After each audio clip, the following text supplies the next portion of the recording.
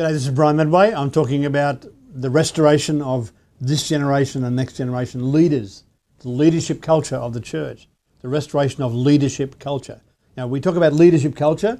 Every leader wants a leadership culture that's positive and everything else. Funnily enough, the reason why more people are leaving the ministry right now in Australia and other Western nations is not because of sex, money and all that kind of stuff.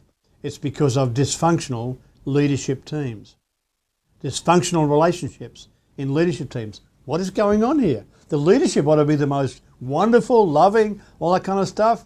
No. People are leaving because they can't figure out how to get on with each other. So don't tell me this is a wonderful, functional part. No. We've got leaders who just want to stay there, want the status, want to control everything, want to have the only vision, and everyone run around doing their vision and making giving their ego a bit of a serve or whatever, all that kind of stuff. And so there's no wonder. Territorial, dictatorial, all that sort of stuff.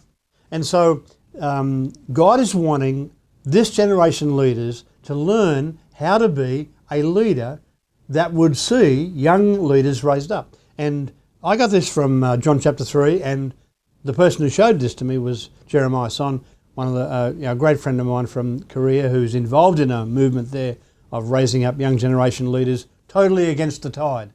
The tide is going the other way.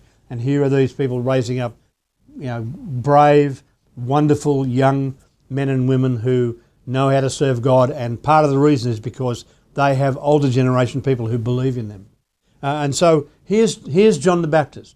I will send Elijah. He will turn the hearts of the fathers toward the children toward the parents. And so we think, John the Baptist, he wasn't even a father. How could he know what to do?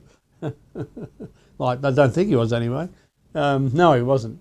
But he did this, and here's the way he did it. When they came to him in John chapter 3 and said, hey, listen, that other bloke, the bloke you said was you pointed out, he's now baptizing more than you, and aren't you worried about that? And in any kingdom of this world context, that would be beep, beep, beep, he's getting more than us, so we have to discredit him, put him down, da. But hear what John has to say. Rather than saying, well, are you comparing me with him now? I'm better than him. I'm always going to be better than him. No. He says a person can only carry what they're given from heaven. That is an amazing statement. So, by the way, if you think there's competition here, there's no competition, because I'm carrying what God gave me from heaven, and he's carrying what God gave him from heaven. That's the first part of the heart of a leader who can raise up next generation leaders. He must be carrying something from heaven himself or herself.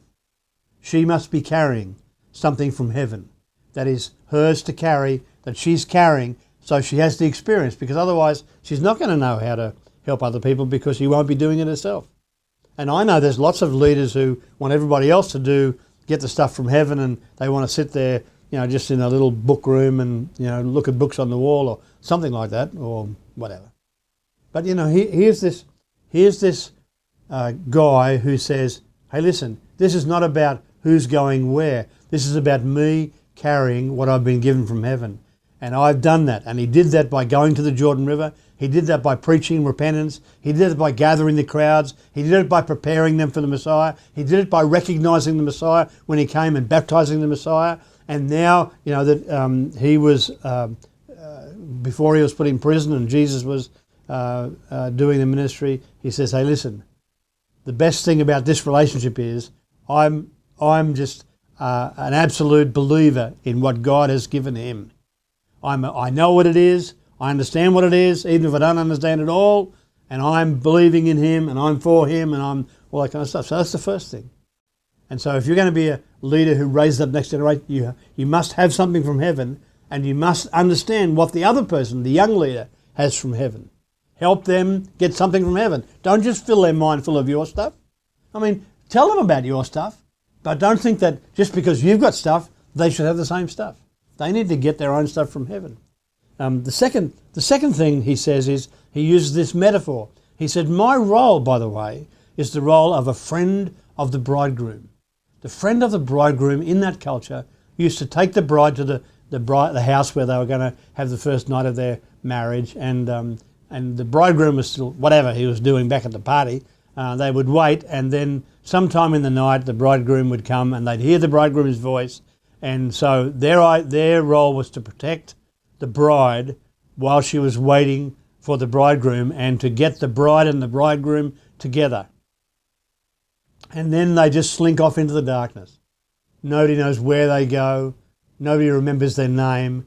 All they did was make sure the bride and the bridegroom got together. That is such a beautiful illustration. And if you want to be a leader who raises up next generation leaders, you need to be the custodian of getting that part of the bride, that younger leader, together with the bridegroom. And that's your role. And the more they get that, the more you're successful, even if they don't know your name.